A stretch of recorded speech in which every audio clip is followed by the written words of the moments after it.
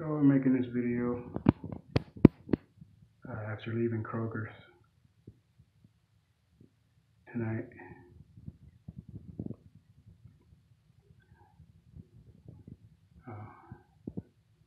Shopping with a little bit of the last of my money for groceries and being stalled in the self-checkout lane by some lady, and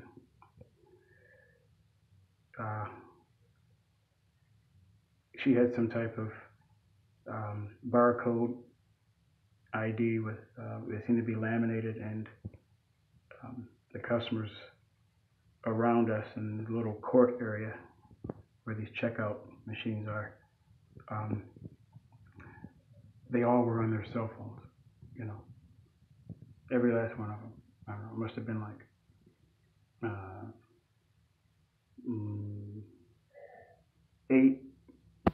8 or 9 of them. And so it seemed like whatever they were doing, it had something to do with that barcode ID, laminated ID, and I felt a shock sensation. Believe it or not, in my pubic area, I actually just recently cut the hair from that area of my growing recently, so it's relatively bare hair, but for some reason, on this rare occasion, it seemed to have sustained a lot of electric attack. I assume it's mostly electricity. It could be the next best thing, like radio, magnetic energy, like walkie-talkie and Wi-Fi,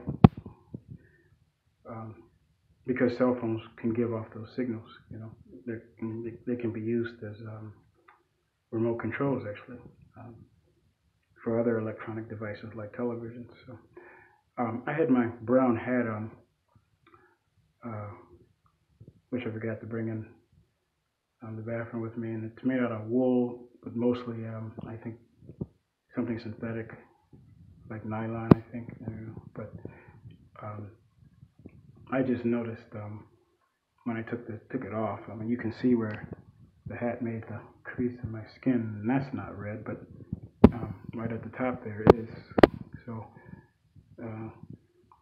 whatever the energy was, it was attracted to that one spot there in the top of my head, and then also at the very front of my growing area. And this is subsequent to 2 other instances in which it seemed as if I was withstanding direct attacks from employees at Kroger's here on Maple Road in Ann Arbor, Michigan, with electronic devices. So if you look up gang stalking on YouTube, and if you especially look up Jewish gang stalking on YouTube, you'll see a lot of similar incidences and explanations and testimonies of circumstances that would make what I report on my YouTube, such as this, seem understandable to the extent that you would judge it to be so. It's not my intent to make these postings to influence judgment. It's to make these postings to be completely, brutally, bluntly honest about my experiences here in Ann Arbor, Michigan. Most of which that are pejorative, I've sustained from what appears to be the Jewish community, including Jewish Ann Arbor police officers. So I know the president of the University of Michigan is Jewish. I know there's a few other people in the border regions high-profile people that are Jewish. Um, there seems to be a significant amount of Jewish rule and control at the University of Michigan, and I've been harassed off of the campus, trespassed off of the campus, assaulted and battered twice by University of Michigan law enforcement officers. So I'm probably in some position of warranting a legal remedy of damages, and they know that. And so, being that I'm in Ann Arbor, Michigan, and it's a city filled with fanatics of the University of Michigan, probably primarily because of the football team, but you know, as a whole, I mean, a state wants to be proud of their of any of their institutions, specifically, especially their sports institutions. So I am a confidently textbook accurate targeted individual here in Ann Arbor, Michigan, and most likely the purpose of it is to consistently, now for over a year and a half, to extremely deter me from staying in Ann Arbor.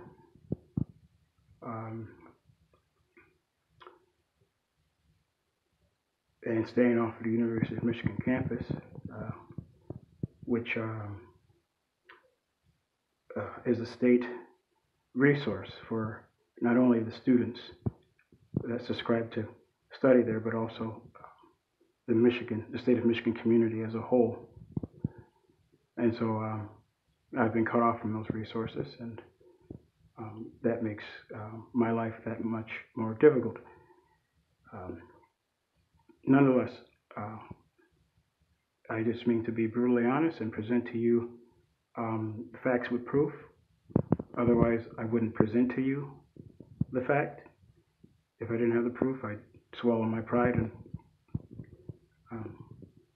work on better skills of obtaining proof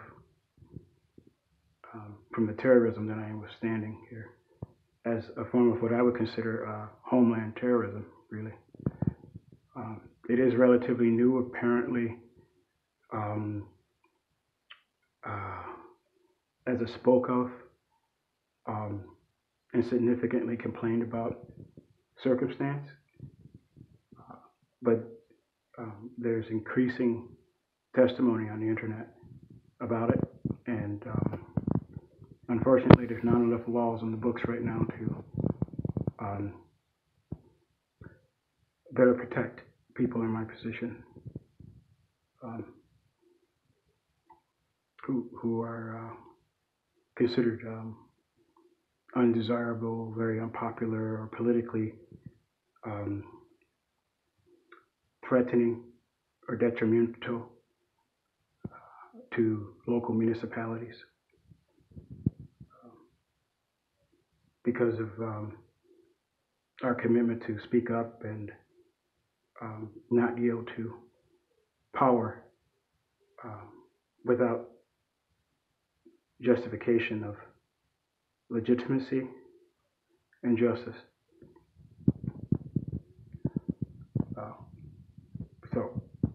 Why do I keep going to that grocery store? Because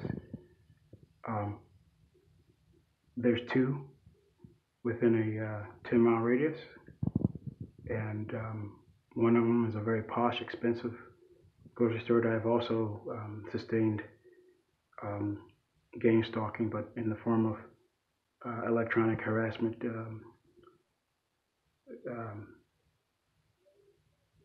as my device being hacked on the public network at that supermarket. I've posted some of my experiences at that supermarket. It's called the Plum Market. Very nice market. It does have a Jewish cafe there, and I've experienced some very hostile treatment from the employees at that cafe. And then all of the hacking that I've experienced has been in the common area adjacent to that cafe. It just so happens that the owners of that cafe also own another cafe, a much larger one under the same name on the other side of town, called Zingerman's Delicatessen. And I did have an experience once in which I had some coffee with some half and half creamer, and I was rendered so ill that I had to go to the hospital immediately afterwards for treatment. I did speak with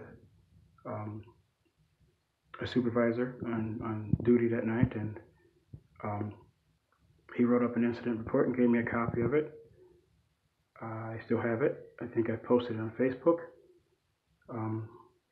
My latest Facebook now, I think I'm on my 4th Facebook because I'm consistently hacked out of it by local law enforcement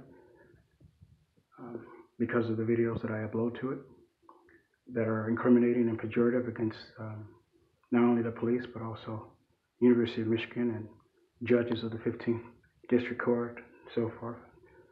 You know, once you become unpopular with such a large entity like the University of Michigan, a whole town seems to become zombies almost, in an attack mode, and you are just you are maliciously, without remorse, stalked, harassed, provoked to anger and rage because you're trying to defend yourself. In these instances, you've been poisoned, and people have gadgets that are affecting your body and shocking you and inducing you into heat flashes. And it just so happens I've tested for heavy metals, lead, mercury, arsenic, cadmium.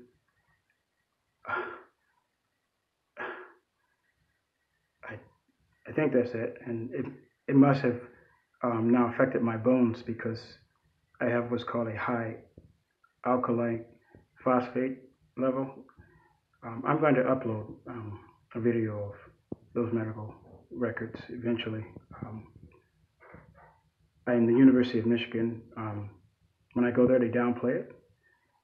They push it under the rug. They tell me everything is fine. They give me tons of analysis with more radiation, you know, CT scans and X-rays, and I think I've had an MRI, you know, so it's like insult to injury. But they swear that I'm fine, but no human being is fine when they can't do something as natural and simple as what they've done for 38 years of their life, which is to exist around electronics without experiencing extremely disturbing and painful and torturing physical symptoms that have a direct correlation temporally with the individuals that are around them engaged in using electronics. So as to not allow this video to become too large to upload, I'm not going to show you any of my pubic area. That I don't think that'd be appropriate. As much as I like to show you the proof and the redness down there. One thing I don't do is I make a mistake of not checking the rest of my body. So right there is a red mark. And this is with 2 layers of shirts and a thin leather jacket. So,